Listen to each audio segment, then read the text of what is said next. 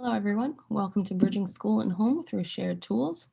This is the video for families. My name is Carrie Cormier. I am an instructor in the Department of Interdisciplinary and Inclusive Education at Brown University. I'm also a former special education teacher, along with being a mother to two young little ones. So, our agenda for today is to understand what differentiated instruction is, to explore the purpose of learning cubes, to understand how to make and use cubes at home, and to go over some considerations and variations for cubes.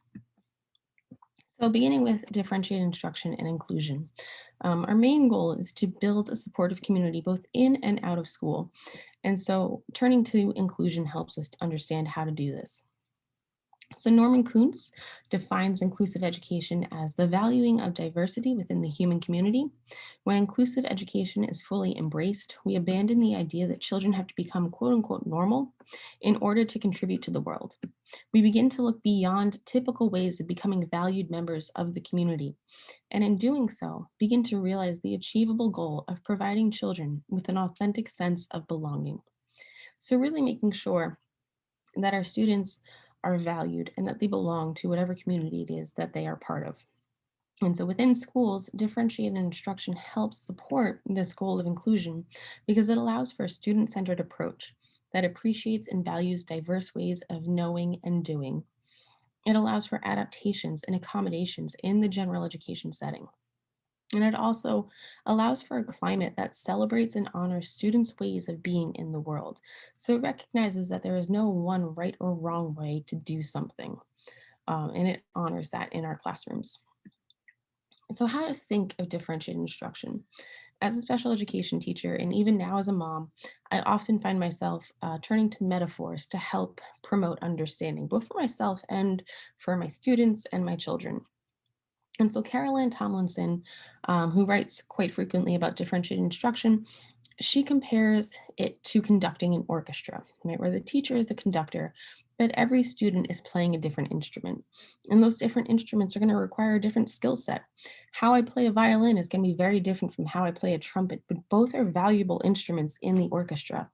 Um, and I'm not going to judge a trumpet player for not being able to play the same way as a person playing a violin does.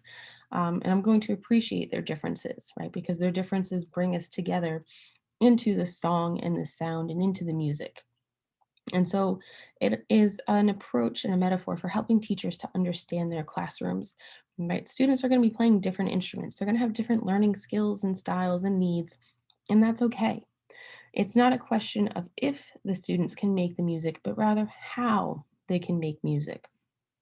And so at home, it's really helpful if you get to know your student and your child as a learner. So, using this metaphor of students and classrooms as an orchestra, get to know your musician, your learner. What type of musician or learner is your child?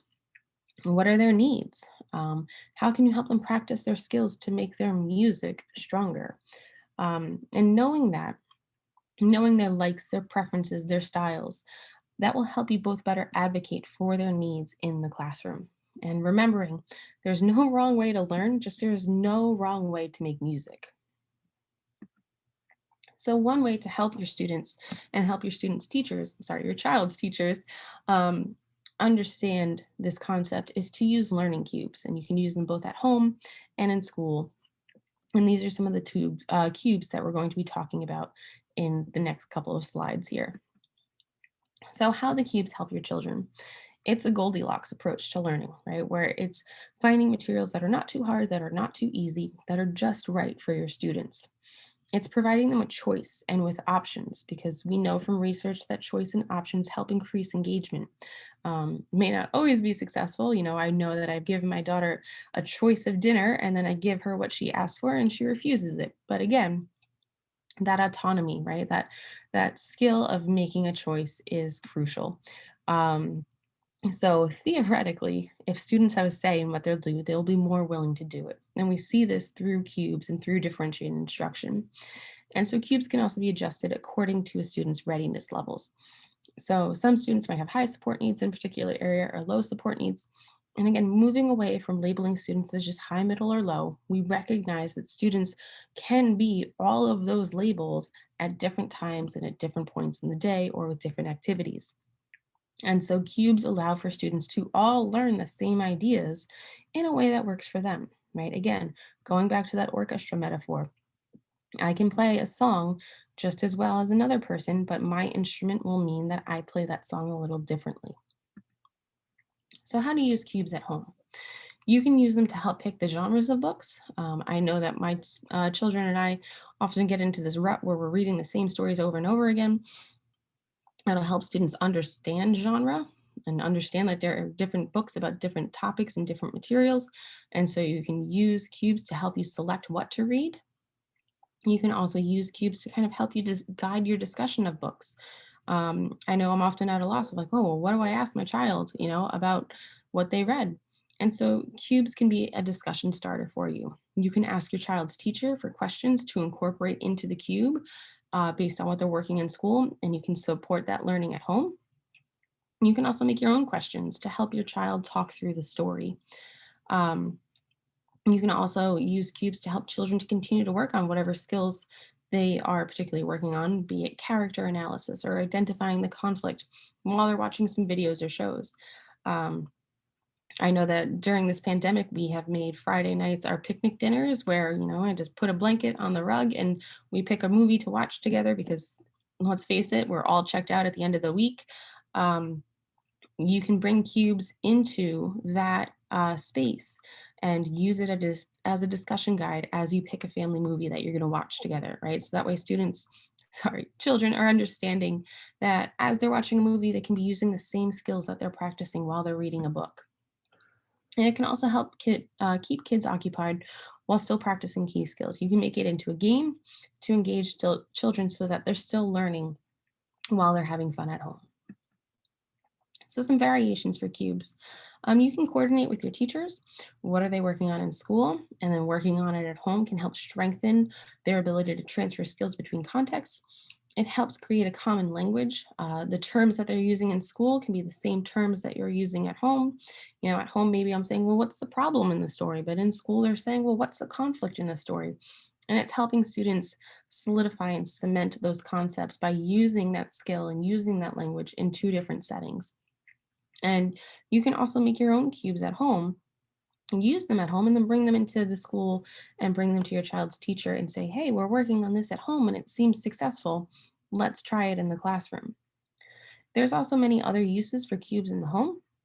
You can use them to, again, like I said, analyze characters in a movie, foster a whole family discussion involved in this analysis or in this conversation about your child's learning. And there are also many activity and movement-based cubes that can help your children work on their fine or gross motor skills. This picture up here, again, is looking at some activity cubes that my daughter was actually just very recently gifted for her birthday. They've already been a hit, like here, go roll this. And the one die is the number, so they'll do whatever lands on, 3 jumping jacks or, 3 hops on one leg. Another way to get them to work on it. You can also use cubes to help make decisions. You can help them make decisions on what to eat. Again, I know that I have gifted friends. They're called food dice, where it's like whatever you roll, like that's the combination of meat, spices, and side that you're going to make for dinner that night. You can, again, use it as a more democratic approach to deciding what to watch. It helps to eliminate that battle of, well, I want to watch this and your sister wants to watch that. So who's going to watch it? Use the cube as a default to determine what to watch. You can use cubes to determine where to go, what to do. Again, all of these different decision-making cubes can further support student autonomy, student choice, and help them develop those, independent skills. And then again, making sure that you're using this to connect with teachers. It's a great way to establish the connection between home and school because it can be used successfully in both environments. Um, and so sharing it with your students' teachers, asking them for input. So again, that you have that consistency in routines and language so that students can practice these skills in a fun and engaging way in multiple settings. And you can also refer your child's teacher to the teacher-oriented cube video that is posted on the LRC website. So some sources for further reading. If you're interested in looking up more about differentiated instruction and some different approaches and routines that you can implement or suggest to to your child's teacher. Diane Hecox and Carolyn Tomlinson are great resources for that. And again, there are plenty of more materials and resources like this posted on the LRC South website. And thank you for watching this video. I hope you found it helpful.